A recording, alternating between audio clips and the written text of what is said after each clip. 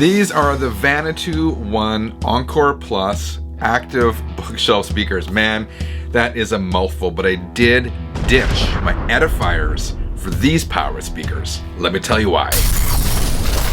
Alright, let's unbox these. Vanatoo is a smallish, up-and-coming US-based audio company starting to make waves with its powered speakers. When I got these, the first thing I noticed is that the speakers have some serious heft to them. The shipping weight for the pair is 29 pounds, which is more than I expected, but I took that as a good sign. At $699 US, these aren't a casual purchase. They're an explain it to your spouse later investment. My Edifiers cost me about $200. The Vanatoos are over 3 times the price. Of course, the obvious question is this a worthy upgrade? We'll talk more about that coming up. Taking a closer look at these, the active speaker clocks in at 12 pounds, the passive at 11. The active speaker powers the passive one. That weight is partly thanks to the 3/4 inch thick MDF cabinets.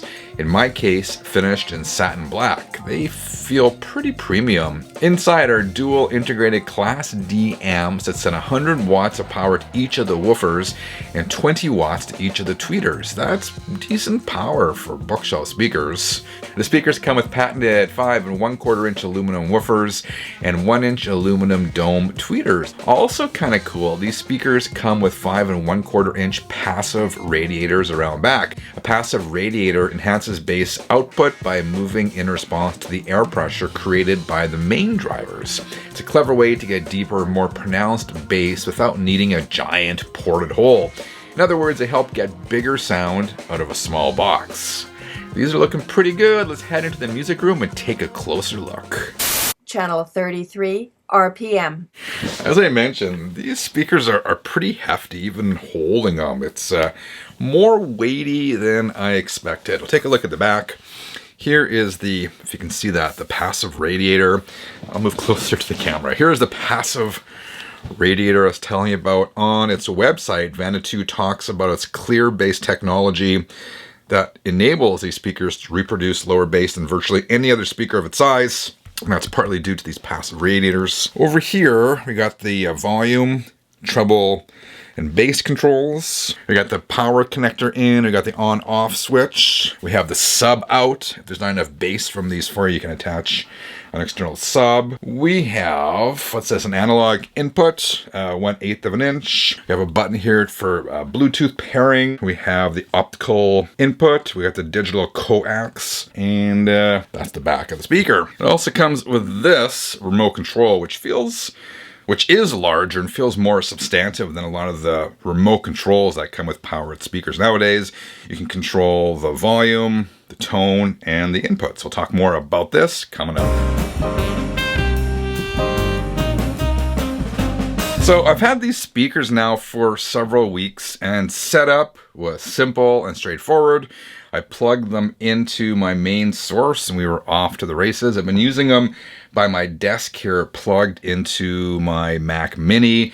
I've also used them with my phone running Bluetooth, and I also connected it to my WIM streamer. In all 3 cases, it sounded and performed really well. Looking at my notes here, I use the speakers mostly for near field listening, but I also tested them from a distance, sitting over there, which is about 10 feet away. And I gotta say, while my Edifier R1700 Bluetooth speakers were fantastic entry-level powered speakers, I found these Vanatoos were in a completely different league. They were much more musical, projecting a large soundstage for such relatively small speakers. Listening to the Vanatoos, you get a sense of space and imaging that the Edifiers can't touch. As expected, based on everything I read, bass response was impressive, deep for speakers of the size without bleeding into the mid-range. For those needing more bottom end thump, as I mentioned, you can connect an external sub.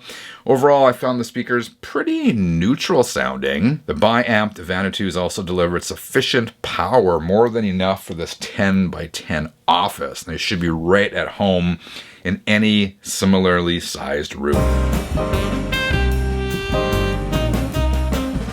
Now for the Quirks, and yes, they do exist. On the remote control, there's this button called Enable.